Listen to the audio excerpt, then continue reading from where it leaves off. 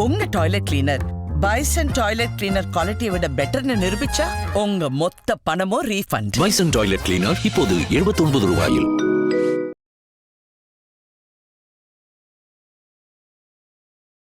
பிஜேபியோட ஒரே எய்ம் வந்து இவங்க மெகா அலையன்ஸை ஃபார்ம் பண்ணணும். விஜயும் போன பிறகு இன்றைக்கி துண்டு துண்டாக கிடக்குது. ஏன்னா இந்த 8 மாதத்தில் வந்து என்டிஏ அலையன்ஸ் பிக்கப் ஆகலை, ஜெல் ஆகலை, டேக் ஆஃப் ஆகலை, ஒன்றுமே இல்லை. அலையன்ஸ்னு பேர் அளவில் இருக்க வழியா ஒரு கட்சி கூட, குட்டி கட்சிகள் கூட, லெட்டர் பேட் பார்ட்டிஸ் கூட உள்ள வந்து சார். அகில் பாலு நீண்ட நாள் உறுப்பினர் அன்புமணிக்கு பக்கத்தில் இருக்கார். அவர் நேற்று ஃபஸ்ட் டைம் சொல்கிறாரு, அப்பா அம்மா ராமதாஸ் அன்புமணியுடைய சமரசம் ஏற்பட வாய்ப்பு மிக மிக குறைவுன்றாங்க. இப்படி சொல்ல மாட்டாங்க வழக்கம், ஓப்பனாக சொல்கிறாரு. அப்போ 2 அணியாக தான் அவங்க களத்துக்கு போகிறாங்கன்னு தெரிஞ்சிச்சு. 2 அணியையும் என்டிஏக்குள்ளே வச்சுப்பாங்களா, அல்லது ஒன்று திமுக கிட்டையும் ஒன்று பிஜேபி கிட்டையும் போகுமா, ஏடிஎம்கே கிட்ட என்டிஏக்கு போகுமான்னு தெரியல. பாமகவால் அதிமுகவுக்கு சிக்கல் இருக்கா? நேச்சுரலி பாமகவால் இப்போ வட மாவட்டங்களில் ஒரு 50 தொகுதியில் வந்து உங்களுக்கு 10% ஓட்டு இருக்குன்றது உண்மை. அவங்களுக்கு இப்போ எங்கே போகுதுன்னே தெரியலையே. அது ஏற்கனவே இது விஜய் கிட்ட போயிடுச்சு. அது தெரியாமல் அப்பாவும் பிள்ளையும் சண்டை போட்டுக்கிட்டு இருக்காங்க சார். செகண்ட் பிளேஸ்க்கு விஜய் வந்து ஏடிஎம்கே தள்ளப்பட்டதுன்னா அது பெரிய டெவலப்மெண்ட். தமிழ்நாடு அரசியலில் திமுக ஆட்சியை தக்க வச்சதை விட இந்த news of the election Vijay second பிளேஸ்க்கு வந்தது.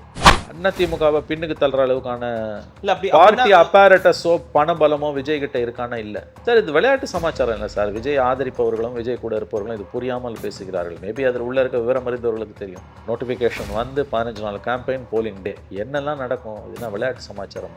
மெட்ரோலுக்ஸ் நெஞ்சங்களுக்கு வணக்கம். நான் கார்த்திக். இன்றைய நேர்காணலில் நம்முடைய இணைந்திருப்பவர் மூத்த பத்திரிகையாளர் திரு மணி அவர்கள். வணக்கம் சார். சார், என்டிஏ அலைன்ஸ் அப்படின்றது ஒன்று ஃபார்ம் ஆகி ரொம்ப நாள் ஆச்சு. ஆனால் இன்னும் ஒரு முடிவுக்கு வந்தபாடு இல்லை அப்படின்ற மாதிரி இப்போ தான் அது அடுத்த கட்டத்தை நோக்கி போகுதோ அப்படின்ற ஒரு கேள்வி வந்திருக்கு. பொதுக்குழுவுக்கு பிறகு நிறைய சலசலப்புகள் ஒரு பக்கம் இருக்குது. யாருமே இணைக்க முடியாதுன்ற ஒரு நிலைக்கு வந்துட்டாங்க. ஓபிஎஸோட நிலை என்னன்னே தெரியல. டிடிவி தினகரன் ஒரு டயலமாவிலே இருக்கார் அப்படின்னு ஒரு பக்கம். இன்னொரு பக்கம் தமிழக பாஜக தேர்தல் பொறுப்பாளராக கோயல் வந்து நியமிக்கப்பட்டிருக்கிறார். என்ன நடந்துக்கிட்டு இருக்கு என்டிஏல? ஒரு பக்கம் அமித்ஷா அவர்களின் வருகை வந்து இல்லை, கொஞ்சம் லேட் ஆகுன்ற மாதிரி ஒரு பக்கம் சொல்லப்படுது. என்ன மாற்றங்கள் நிகழும், இல்லை நிகழ்வதற்கான வாய்ப்புகள் இருக்குன்னு பார்க்குறீங்க என்டிஏல? தை பிறந்தா வழி பிறக்கணும். பறக்குமா? கண்டிப்பாக பிறக்கும். அதில் என்ன சார், பிறந்து ஆகணும். Okay, see it has to be decided one way or other.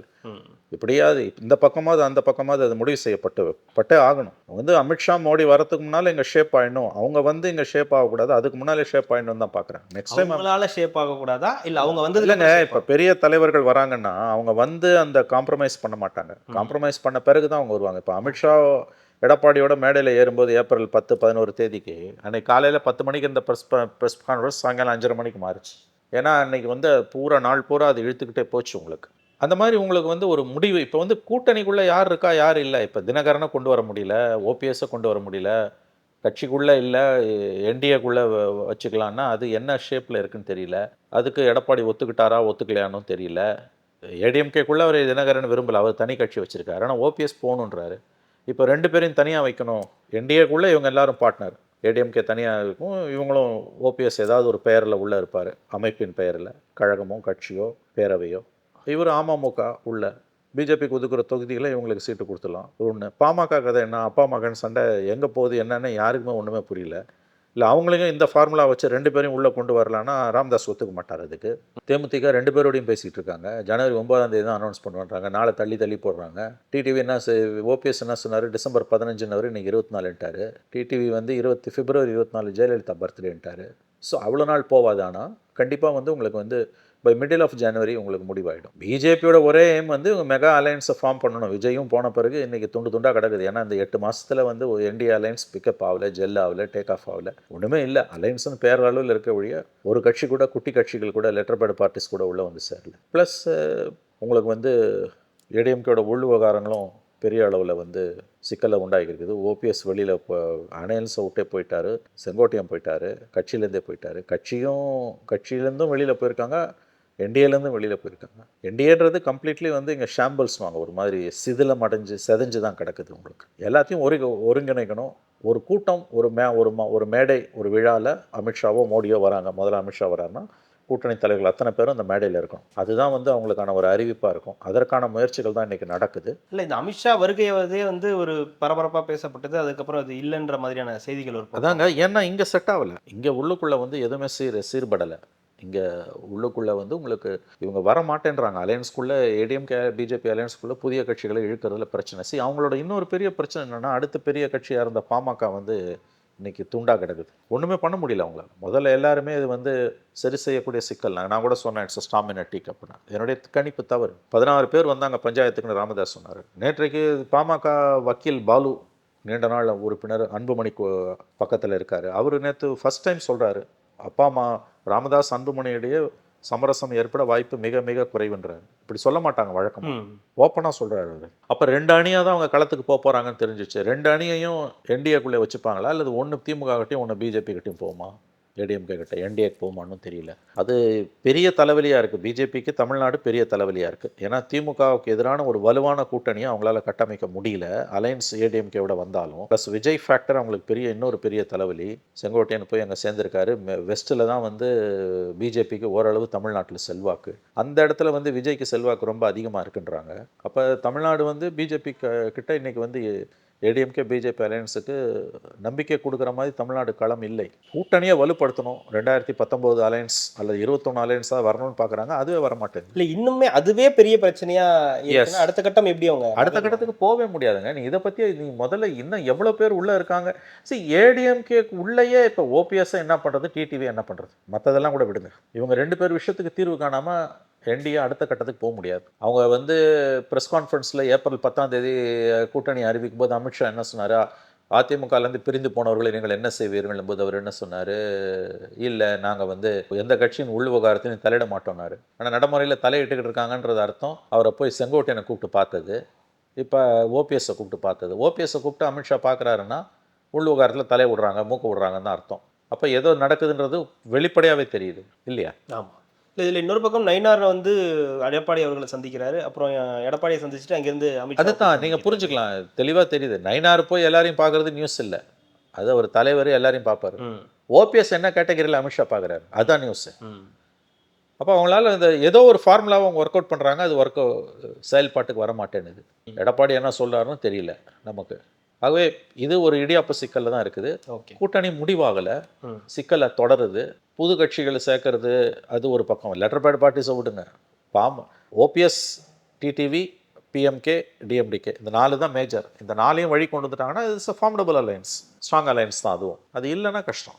Okay. இல்லை, இதில் பாமக தான் மிகப்பெரிய சிக்கல்ல. ஆமாங்க. இப்போ பாமகவால் அதிமுகவுக்கு சிக்கல் இருக்கா? நேச்சுரலி பாமகவால் இப்போ வட மாவட்டங்களில் ஒரு 50 தொகுதியில் வந்து உங்களுக்கு 10% ஓட்டு இருக்குன்றது உண்மை. உங்களுக்கு இப்போ எங்கே போகுதுன்னே தெரியலையே. அது ஏற்கனவே இது விஜய் கிட்ட போயிடுச்சு. அது தெரியாமல் அப்பாவும் பிள்ளையும் சண்டை போட்டுக்கிட்டு இருக்காங்க. ஆனால் அது ஃபைட் டு த ஃபினிஷ், எங்கே போய் முடியும்னு தெரியல. நம்ம யூகிக்க முடியாத அளவுக்கு வன்மம் கொண்டதாக அப்பா மகன் சண்டை இருக்குது. அது அரசியலை தாண்டி தனி மனித பகையாக வளர்ந்துருக்கிறது. இட்ஸ் வெரி சேட், ரொம்ப வருத்தம் அளிக்கக்கூடிய விஷயம். அப்படி வந்துடுச்சுன்னா காம்ப்ரமைஸ் பண்ண முடியாது. ஸோ 3வது பெரிய கட்சி அந்த கூட்டணியில் பாமக தான். அது வந்து செதஞ்சு கிடக்குது. அப்போ இந்த அலையன்ஸ் என்ன, இது அலையன்ஸ்னு எப்படி சொல்ல முடியும்? ஆனால் இதில் அலையன்ஸை தாண்டி இன்னொரு பக்கம் பேசுபொருளாக இருக்கிறது தொகுதி பங்கீடு. அந்த ஸ்டேஜ் எல்லாம் அடுத்ததுங்க, அதெல்லாம் சரி பண்ணிடுவாங்க. அதையே முடியாது. இல்ல தொகுதி பங்கீடெல்லாம் சிக்கலே கிடையாது. அந்த ஃபார்முலாவெல்லாம் அவங்க பார்த்துருவாங்கங்க. யாரை உள்ள இழுக்கிறது, யாரை வெளியில வைக்கிறதுனே முடிவாகல. அதை தான் நானும் கேட்குறேன். இப்போ அதுவே இங்கே முடியாதப்போ அதுக்குள்ளே இங்கே 65 50 அதெல்லாம் மீடியா ரிப்போர்ட்ஸுங்க. ஓகே, அது சரி பண்ணிடுவாங்க. ஏன்னா தொகுதி பங்கீட்டால இனிமேல் இந்த அலையன்ஸ் உடையாது. ஒருவேளை தொகுதி பங்கீட்டில் இழுபறி நீடிச்சு ஒரு ஹாட் பர்னிங்னுவாங்க அது வந்தாலும் நிச்சயமா வந்து அது 2 தரப்பும் வந்து உட்காந்து பேசி சரி பண்ணிப்பாங்க. கொடுக்கல் வாங்கல இருந்துரும். ஏன்னா அதுல ஒரு பெரிய பிரச்சனை, அது பெரிய பிரச்சனையா வராது. அதால உடையிற ஸ்டேஜுக்கு போவாது. அது கண்டிப்பா நடக்காது. ஏன்னா உடஞ்சா 2 பேருக்கு நஷ்டம். பிரச்சனை அது கிடையாது. இன் பிரின்சிபல் யாரை உள்ள வச்சுக்கிறது, யாரை வெளியில வைக்கிறதுன்றதுல சிக்கலாகி போச்சு. பலவீனமான நிலைமையில தான் எதிர்கட்சிகள் இருக்குது. பர்செப்ஷன் வாரில் இந்த எதிர்கட்சிகள் தொடர்ந்து தோத்துக்கிட்டே இருக்காங்க. திமுக வலிமை அடைந்து கொண்டு போய்கிட்டே இருக்குது. 4 முனை போட்டினாலே டிஎம்கேக்கு அட்வான்டேஜ். அது இன்னும் உடஞ்சு போகுதுன்னா 5 முனை போட்டிலாம் வருதுன்னா கேக் வாக்கு தான், கிளியர் கேக் வாக். திமுக ஒரு அட்வான்டேஜஸ் பொசிஷனில் இருக்குது இன்னைக்கு. அவங்களுக்கு அதில் எந்த சந்தேகமும் கிடையாது. ஏடிஎம்கே பிஜேபி அலையன்ஸ் வந்து ரொம்ப ரொம்ப சிதிலம் அடைஞ்சு கிடக்கு. பிஜேபிக்கு தமிழ்நாட்டில் இந்த அடுத்து வர 5 மாநில தேர்தலில் பிஜேபிக்கு பெரிய தலைவலி தமிழ்நாடு, மிகப்பெரிய தலைவலி. இந்த 2026 இந்த எலெக்ஷன், தமிழ்நாடு எலெக்ஷனே ஒரு கொலாப்ஸாக தான் இருக்குன்னு பார்க்குறீங்களா? கொலாப்ஸ் இன் த சென்ஸ் இது வரைக்கும் இல்லாத வரைக்கும் பார்க்கும்போது டூ மணி பிளேயர்ஸ்ன்றது டிஎம்கேக்கு அட்வான்டேஜ் தான், அதில் சந்தேகம் இல்லை. பட் 11th ஹவரில் வந்து ஏதாவது ஒரு ஸ்ட்ராங் அலையன்ஸ் ஏடிஎம்கே பில்டப் பண்ணுதுன்னா for the first time hung assembly நோக்கி நகரலாம். பட் இப்போதைக்கு திமுகவுக்கு தான் அட்வான்டேஜ். அது கொலாப்ஸ் நம்ம சொல்ல முடியாது. எதிர்கட்சிகள் தான் வந்து தெளிவில்லாமல் இருக்குது. ஆளுங்கட்சியை பொறுத்த வரைக்கும் அவங்க அலையன்ஸ் இன்டாக்ட். புதுசாக வந்து சேரலாமே வழி ஆளுங்கட்சியிலேருந்து ஒரு கட்சி கூட வெளியில் போவாது. அவன் போயிடுவான் இவன் போயிடுவான்றதுலாம் ரூமர். நடுப்புற ஒரு 6 மாதத்துக்கு மேலே வைகோவோட ப்ராப்ளம் இருக்குது, அது செட்டரேட் பண்ணிட்டாங்க. இன்றைக்கி லெஃப்ட் அண்டு விசிகா வந்து ஐடியாலஜிக்கலாக இங்கே தான் நிற்பாங்க. காங்கிரஸோட விஜயோட போனதெல்லாம் வந்து அதெல்லாம் சும்மா வந்து அவங்க பிளேயிங் டு த கேலரிஸ் விட்டு போக மாட்டாங்க, ஸ்ட்ராங் அலையன்ஸு. ஸோ அதனால் அவங்க அலையன்ஸ் வந்து இன்டாக்ட். எதிர்த்தரப்பில் வந்து ஒன்றுமே இல்லாமல் தான் நிற்குது. ஏடிஎம்கே பிஜேபி அலையன்ஸ் டேக் ஆஃபே ஆகலை, ஜெல்ல ஆகலை. உங்களுக்கு அமித்ஷா மாதிரி ஒருத்தர் எல்லா மாநிலங்களையும் போய் பண்ண முடியல. அவராலையும் அதுதான் இப்போ பாமக விஷயத்தை எடுத்துக்கோங்க, என்னென்னமோ நடந்து. எடப்பாடியான்னு கேட்குறேன். வெல், எடப்பாடின்னு சொல்கிறத விட இந்த கூட்டணி கட்சிகள் வந்து ஒன்று பாமக இஷ்யூ, இன்னொன்று ஏடிஎம்கே இஷ்யூ. எஸ், ஒரு விதத்தில் எடப்பாடி காரணமாக இருக்கலாம். அவர் ஓபிஎஸ் விஷயத்தில் அவர் காட்டக்கூடிய அந்த ஒரு ஸ்ட்ராங் ஸ்டாண்ட் இருக்குது பார்த்தீங்களா. விட மாட்டேன்றாரு, அவர் சேர்த்துக்க முடியாதுன்றாரு. அவர் வந்து எங்கே போய் முடியும்னு தெரியல அவருக்கு. அதிமுக எவ்ரிபடி இஸ் க்ளூலெஸ்ஸுங்க. இதை பற்றி பேசுகிறவங்க எல்லாருமே அவங்களுக்கு பிடிச்சத விருப்பத்தை பேசுகிறாங்க, வெளியே பெருசாக யாரும் பேச மாட்டேன்றாங்க. சார், அவருக்கு ஆட்சியை தாண்டி கட்சி முக்கியம் அப்படின்றது, அவருடைய தலைமை முக்கியம்ன்றது ஒரு. அப்போ அது வந்து ஆட்சி இல்லாட்டியும் பரவாயில்ல, தான் கண்ட்ரோல் கட்சி இருக்கணும், என்ன அப்படி ஒரு எண்ணம் இருக்கலாம். அதுதான் வந்து ஒரு மெல்லிய கோடா அங்கே இருக்கு. பாட்டம் லைன் கேட்குறீங்க, அடிப்படையாக இருக்கு. உண்மைதான், அப்படி தான் தோணுது. ஏங்க இவ்வளோ பெரிய தோல்விகளுக்கு பிறகு நீங்கள் வந்து யாரையும் சேர்த்துக்க மாட்டேன்னு இவ்வளோ அடம் பிடிச்சிங்கன்னா என்னங்க? செல்ஃப் டெஸ்ட்ரக்ஷன் வாங்க, தன்னைத்தானே அழித்துக்கொள்ளும். இவ்வளோ ஜெயலலிதா மரணத்துக்கு பிறகு தோல்வி மேல் தோல்வி தான். அதுவும் பார்லிமெண்ட் எலெக்ஷனில் வந்து நீங்கள் 7 தொகுதியில் என்னமோ 3வது இடத்துக்கு போனாங்க. எவ்வளோ பெரிய டிஃபீட்டுங்க அதெல்லாம். இது எப்படி நீங்கள் வந்து ஜீரணிக்க முடியும்? ஏன்னா இந்த தரப்பு வந்து சேதாரத்தை உண்டு பண்ணிவிடுவாங்க. ஓபிஎஸ் அண்ட் டிடிவி அவங்க ஜெயிக்க மாட்டாங்க. ஒரு 30 தொகுதியில் தொகுதிக்கு 500 ஓட்டு 1000 ஓட்டு நடிக்கிறாங்கனாலே முடிஞ்சு போச்சுல. 10 ஓட்டு 20 ஓட்டில் தோக்கலாம், ஜெயிக்கலாம் அடுத்த எலெக்ஷனில். அவங்க ஸ்பாயில் ஸ்பாட்டாக இருப்பாங்க, அவங்க ஜெயிக்க மாட்டாங்க. எடப்பாடியோட வெற்றியை சீர்குலைக்க முடியும். அப்போ எடப்பாடி தான் இறங்கி வரணும். Steaks R high for him. இவங்களுக்கு ஒன்றும் கிடையாது. எப்படி இருந்தாலும் தோல்வி உறுதுன்போது இனிமேல் கையில் கிடைக்கலாம் தடிப்பாங்க அவங்க. ஸோ இட்ஸ், எனக்கு தெரிஞ்ச இது ஏடிஎம்கேக்கு வந்து இது ரொம்ப முக்கியமான ஒரு வாழ்வாசாவா எலெக்ஷன். ஆனால் ஏன் எடப்பாடி வந்து இவ்வளவு ரிஜிடாக இருக்காருன்னு தான் தெரியல. ஆனால் பொதுவாகவே நம்ம தேர்தல்கள் பார்க்கும்போது இந்த பர்செப்ஷன் வரல, யார் ஆட்சிக்கு வருவாங்கன்ற ஒரு பேசு பொருள் தொடர்ந்து இருக்கும். அதை நோக்கி தான் அது நகரும். அப்படின் போது 2021 நமக்கு கிளியராக டிஎம்கே அப்படின்ற ஒரு பர்செப்ஷன் இருந்துச்சு. இப்போ அதை நம்ம கணிக்கவே முடியலையா இந்த 2026? 4 கார்னராக டிஎம்கே அட்வான்டேஜுங்க, சந்தேகமே வேணும். விஜய் தனியாக, ஏடிஎம்கே இந்த மாதிரி ஷாம்பிள்ஸில், டிஎம்கே சாலிடாக, சீமானா ADMK alliance will come to power. அதில் சந்தேகமே இல்லை. 18 118 தனியாக திமுக வருதா இல்லையான்றதை பற்றி வேணால் டிபேட் பண்ணலாமே ஒழிய அலையன்ஸ் தேவையில்லை. எனக்கு தெரிஞ்சு தேவையில் ரீடைன் பவர் தான். எனக்கு 4 முனை போட்டியில் அட்வான்டேஜ் அவங்களுக்கு தான் எனக்கு தோணுது. To my personal experience. கோர்ஸ்னால் 4 மாதம் இருக்குது, இது எப்படி ஷேப்பப் ஆகும், பெரிய தவறுகள் எதுவும் கவர்மெண்ட்டில் நடக்கக்கூடாது அப்படிலாம் இருந்ததுன்னா 4 முனை போட்டி திமுகவுக்கு தான் அட்வான்டேஜ். இந்த 2வது இடம் அப்படின்றது இப்போது பொதுவாகவே அதிமுக 1 திமுக 2, இல்லை திமுக 1 அதிமுக 2 இருக்கும். இப்போ அந்த இடத்துக்கு விஜய் வருவது எனக்கு என்னமோ அது கூட டவுட்டுன்னு தான் தோணுது. இப்போ இருக்கக்கூடிய அந்த ஈஃபோரியா, அந்த ஆதரவு எல்லாம் ஒன்ஸ் தேர்தல் நோட்டிஃபிகேஷன் வந்து இந்த கடைசி 3-4 வாரம் இருக்குல்ல, அதில் ஏடிஎம்கே பிஜேபியோட அந்த குட்டி கட்சிகள்லாம் ஒன்று சேர்ந்து நின்னாங்கன்னா அந்த இடத்துல விஜயால் நிற்க முடியுமான்னு தோணல. இப்போ செகண்ட் பிளேஸ் ஏடிஎம்கேக்கு தான் வரும். சார், செகண்ட் பிளேஸுக்கு விஜய் வந்து ஏடிஎம்கே தள்ளப்பட்டதுன்னா அது பெரிய டெவலப்மெண்ட். தமிழ்நாடு அரசியலில் திமுக ஆட்சியை தக்க வச்சதை விட the news of the election Vijay second பிளேஸ்க்கு வந்தது.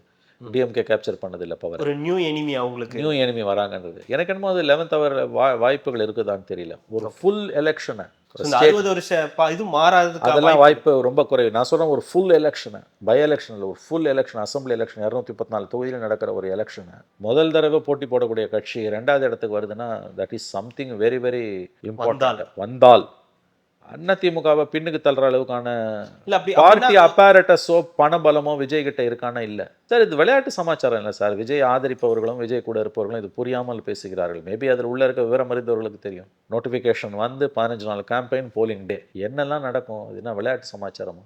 இல்லை, ஒருவேளை 3வது இடத்துக்கே அவங்க வராங்கன்னு வச்சுக்கிட்டா கூட அது என்ன மாதிரியான நியூஸாக இருக்கும்? 3வது இடத்துக்கு வராங்க, ஓட்டை உடைச்சதால தான் அவங்க வந்திருக்காங்கன்னு தெரிஞ்சதுன்னா ஏடிஎம்கேக்கு அது வந்து ஒரு பாடமாக அமையும். பட் திமுக ஜெயிச்சு உட்காந்துடுச்சுன்னா அதுக்கு பிறகு பாலிடிக்ஸ் வேறு மாதிரி மாறும். செகண்ட் டைம் ஃபார் டிஎம்கே வந்து நிறைய மாற்றங்களை தமிழ்நாட்டில் ஏற்படுத்தும். இழுபறியில் வந்ததுன்னா வேறு, அவங்க ஒரு மெஜாரிட்டியோட திமுக தனி மெஜாரிட்டியோட வந்துடுச்சுன்னா வேறு. ஆனால் மெஜாரிட்டி 118 இல்லாமல் அலையன்ஸ்க்கு தான் மெஜாரிட்டி. ஒரு 130 சீட் ஜெயிக்கிறாங்க, எதிரணி 104 சீட், அந்த மாதிரில வந்துன்னா கூட திமுக ஒரு 100 சீட்டு ஜெயிக்குது, 110 சீட்டு ஜெயிக்குது, 10 சீட்டு டெஃபிசிட் ஆகுதுன்னா கூட வந்து தட்ல கேஸ்கேடிங் எஃபெக்ட்னுவாங்க. அப்படி இல்லை, தனியாக அவங்க 118 கிராஸ் பண்ணுறாங்கன்னா தட்ஸ் இமாலயன் அச்சீவ்மெண்ட். 71 மாதிரி அது வந்து அதுக்கு பிறகு they will be on rampage தான். அதுக்கு பிறகு அவங்க வச்சதான் சட்டம், அதில் சந்தேகம் கிடையாது. பட் கூட்டணி கட்சிகள் தான் அப்போ தான் அதுக்கான விலையை கொடுப்பாங்க, அது வேறு விஷயம். எனக்கு தெரிஞ்சு வந்து 4 முனை போட்டியில் அந்த alliance will scrap through. Alliance ஆட்சியை தக்க வச்சுக்கும். தனியாக அவங்களுக்கு மெஜாரிட்டி வருமானது என்னால் உறுதியாக சொல்ல முடியல. Okay. Everything depends on ADMK என்ன மாதிரியான அலையன்ஸை கட்டமைக்க போகுதுன்றது. இல்லை இதில் எஸ்ஐஆருடைய பங்கு என்ன? I don't think so. பெரிய அளவு எஸ்ஐஆரில் குளறுபடிகள் இருந்தால் எல்லா மாநிலத்திலும் இருந்தால் எஸ்ஐஆர் கண்டிப்பாக தேவைங்க. அது செஞ்ச முறை தான் தப்பு. அது பல இடங்களில் வந்து வீடு தாட்டின வீடு காலி பண்ணாமல் செத்தம் ஓட்டெல்லாம் வச்சுருக்காங்க. அதெல்லாம் எடுக்க வேண்டியதுதான். என்ன ஒன்று இந்த இது ஒரு 390 டேஸ்லேயே அதை பண்ணியிருக்கலாம். அது 30 நாளில் 40 நாளில் பண்ணது தான் குறை. இனிமேல் அதை பேசி பிரயோஜனமே இல்லை, புலம்பி பிரயோஜனம். முடிஞ்சிருச்சு. உனக்கு பிடிக்குதோ பிடிக்கலையோ எஸ்ஐஆர் வந்தாச்சுங்க, அதோட தான் நீ போயாகணும். எப்படி இருந்தாலும் ஓட்டர் லிஸ்ட்டை பற்றி திமுக ஒரு விமர்சனத்தை முன்வைக்க தான் போகுது. அந்த டெஃபிஷியன்சி இருந்துன்னா அந்த டிஃபெக்டோட தான் நம்ம எலெக்ஷனுக்கும் போகிறோம். ஓகே. உங்கள் கையை மீறி போயிடுச்சு. எஸ்ஐஆரை பற்றி புலம்புறது எந்த பிரயோஜனமும் இல்லை. இனிமேல் நீ அதை எப்படி எதிர்கொள்ள போகிறேன்றது தான் முக்கியம். இந்த 19ஆம் தேதி நமக்கு லிஸ்ட் 5 ஸ்டேட்டில் இன்றைக்கி போட்டாங்க, நமக்கு 19th போடுறாங்க. அதுக்கு பிறகு 1 month விண்டோ இருக்குது, நீ புதுசாக சேர்க்கலாம். அப்போ செய்யணும். அந்த இடத்துல எதிர்கட்சிகள் செய்யணும். எஸ்ஐஆரால் பெரிய மாற்றம் வரும் நான் நம்பலை. வெற்றிக்கு தோல்விக்கு எஸ்ஐஆர் கண்டிப்பாக காரணம் அல்ல. பீகார்லேயே கூட காரணம் அல்ல. அது ஒரு மித்து. 60 லட்சம் பேர்லாம் ஓட்டர் லிஸ்ட்டில் உண்மையிலே எலிஜிபிளாக இருந்தால் தெருவில் இறங்கி போராடி இருப்போம். இல்லை, அது இறந்து போனவங்க, வீடு காலி பண்ணவங்க, அவங்கெல்லாம் கணிசமான அளவு இருக்காங்க. மற்றபடி வந்து இந்த டிஃபெக்டோட every voter list has its own defect. திமுகவே இப்போ பெருசாக எஸ்ஐஆர் பற்றி பேசலை. லிஸ்ட்டு போட்ட பிறகு அவங்க விடுபட்டவங்கள அடுத்த 1 month வந்து எல்லா கட்சிகளும் அடுத்து செய்ய வேண்டியது, அதையும் கவனம் செலுத்தணும். So SIR is not an issue தான் எனக்கு தோணுது. கண்டிப்பாக சார். அடுத்தடுத்த நிகழ்வுகளை தொடர்ந்து பேசலாம். மிக்க மகிழ்ச்சி. நன்றி. நன்றி.